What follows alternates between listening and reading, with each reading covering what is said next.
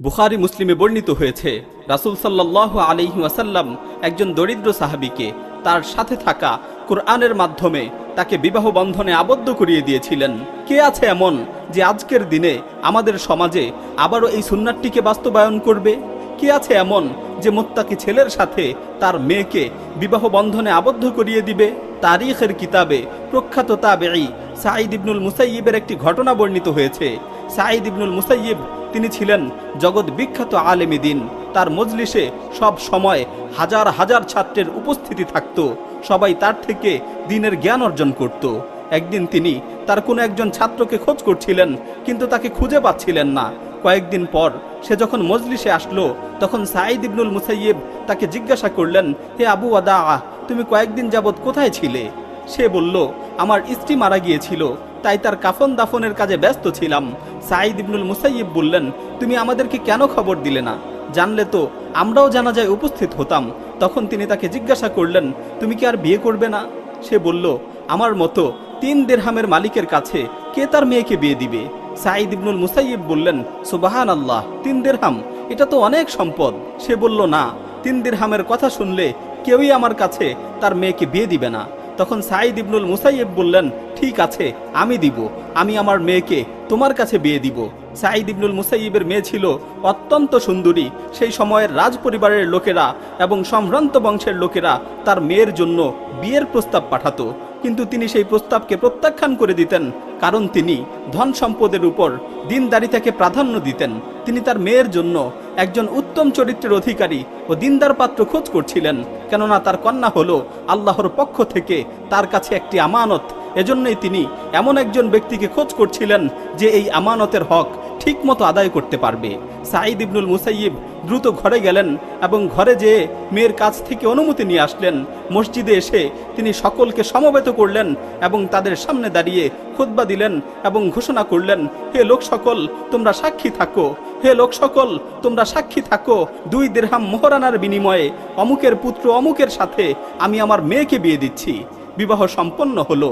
যুবক বলেন, বিবাহের পর আমি খুবই আনন্দিত হলাম। সেদিন আমি রোজা রেখেছিলাম। সূর্য ডুবার উপক্রম হয়ে গেল, তাই আমি ইফতার করার জন্য দ্রুত বাড়িতে ছুটে গেলাম। আমি ইফতার করার জন্য রুটি সামনে নিয়ে বসলাম, এমন সময় শব্দ পেলাম কে জানি দরজায় কড়া নাড়ছে। আমি জিজ্ঞেস করলাম কে? দরজার ওপাশ থেকে আওয়াজ আসলো, আমি সাঈদ। আমি বুঝতে পারলাম সাঈদ ইবনুল মুসাইয়িব এসেছেন। আমি আশ্চর্যান্বিত হলাম যে এই সাঈদ ইবনুল মুসাইয়িবকে 40 বছর যাবৎ আমি ঘর এবং মসজিদের বাইরে আর কোথাও দেখিনি। আজকে সে এত কষ্ট করে আমার বাড়িতে কেন আসলো? সে কি তার মেয়ের বিবাহের ব্যাপারে মত পাল্টাতে এসেছে? আমি চিন্তায় পড়ে গেলাম এবং চিন্তা করতে করতে দরজা খুলে দিলাম। দেখলাম সাঈদ ইবনুল মুসাইয়িব দাঁড়িয়ে আছেন। আমি তাকে বললাম, এত কষ্ট করে আপনি কেন এসেছেন? আমাকে বললে তো আমিই যেতে পারতাম। তখন তিনি বললেন, না, আজকে আমারই আসার প্রয়োজন ছিল। তিনি বললেন, আমি চিন্তা করলাম সবে মাত্র আজকে তোমাদের বিয়ে হলো, আর বিয়ের রাত্রে তুমি একাকী থাকবে, তাই আমি আমার মেয়েকে নিয়ে এসেছি। আজকে থেকে তোমার স্ত্রী তোমার কাছেই থাকবে।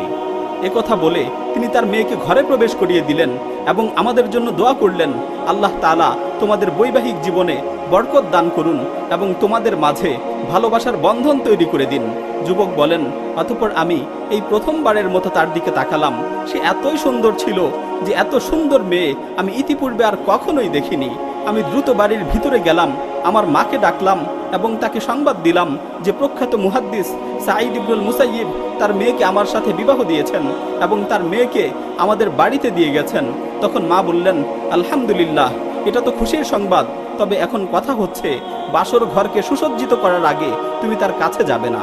অতঃপর বাসর ঘরকে সুসজ্জিত করা হলো এবং আমি তার কাছে গেলাম। আল্লাহর কসম করে বলছি, আমি তার চেয়ে সুন্দর মানুষ আর কখনোই দেখিনি। সে যখন কথা বলতো তখন অনেক উত্তম কথা বলতো, আর প্রয়োজন ছাড়া সে চুপ থাকতো। আমি তার সাথে দীর্ঘ 1 মাস কাটালাম। এই দীর্ঘ সময়ে সে সর্বদাই ইবাদতে মশগুল ছিল। 1 মাস পর আমি সাঈদ ইবনুল মুসাইয়িবের মজলিসে যাওয়ার জন্য প্রস্তুতি নিচ্ছিলাম। সে আমাকে জিজ্ঞেস করলো, আপনি কোথায় যাচ্ছেন? আমি বললাম, ইলমে দিন শিক্ষার জন্য সাঈদ ইবনুল মুসাইয়িবের মজলিসে যাচ্ছি। তখন সে বলল, এত দূরে যাওয়ার কি দরকার, আমার কাছে বসে পড়ুন, সাঈদ ইবনুল মুসাইয়িবের সব ইলম আমার কাছে আছে, ইনশাআল্লাহ আপনাকে সব শিখিয়ে দিব। অতঃপর আমি আরও 1 মাস পর সাঈদ ইবনুল মুসাইয়িবের মজলিসে যে উপস্থিত হলাম, তিনি আমাকে দেখে আমার দিকে তাকিয়ে মুচকি হাসলেন এবং মজলিস শেষে আমাকে তার কাছে নিয়ে বসালেন এবং আমাকে জিজ্ঞাসা করলেন, তোমাদের মেহমানের কি খবর, তোমরা তাকে কেমন পেলে? আমি বললাম, আলহামদুলিল্লাহ, সে ভালো আছে এবং আমরা তাকে অনেক উত্তম পেয়েছি। অতঃপর তিনি আমাকে 20,000 দিনারের একটি থলে ধরিয়ে দিয়ে বললেন, নাও, এই টাকাগুলোকে তোমরা তোমাদের সাংসারিক প্রয়োজনে খরচ করবে, নাও, এই টাকাগুলোকে তোমরা তোমাদের পারিবারিক প্রয়োজনে খরচ করবে। আজকে আমাদের সমাজে সাঈদ ইবনুল মুসাইয়িবের মতো লোকেরা কোথায়? আজকে আমাদের সমাজে সাঈদ ইবনুল মুসাইয়িবের মতো লোকেরা কোথায়, যারা মুসলিম যুবকদের সাথে তাদের কন্যাদের বিবাহ বন্ধনে আবদ্ধ করিয়ে দিবে, যারা মুসলিম যুবকদের চরিত্রকে হেফাজতের ব্যবস্থা করে দিবে? আজকে কর্পোরেট মিডিয়া ও টিভি চ্যানেলগুলো আমাদের যুবকদের চরিত্রকে ধ্বংস করে দিচ্ছে। আজকে মুসলিম যুবকদের চরিত্র নষ্ট হয়ে যাচ্ছে। অর্থের অভাবে তারা বিয়ে করতে পারছে না, অথচ আমরা দিনের পর দিন বিয়েকে ব্যয়বহুল ও কঠিন করে তুলছি। হে আল্লাহর বান্দারা, আল্লাহকে ভয় করুন, বিয়েকে সহজ করে দিন। হে আল্লাহর বান্দারা, আল্লাহকে ভয় করুন, বিয়েকে সহজ করে দিন। সমাজকে পাপাচার ও অশ্লীলতা থেকে রক্ষা করুন।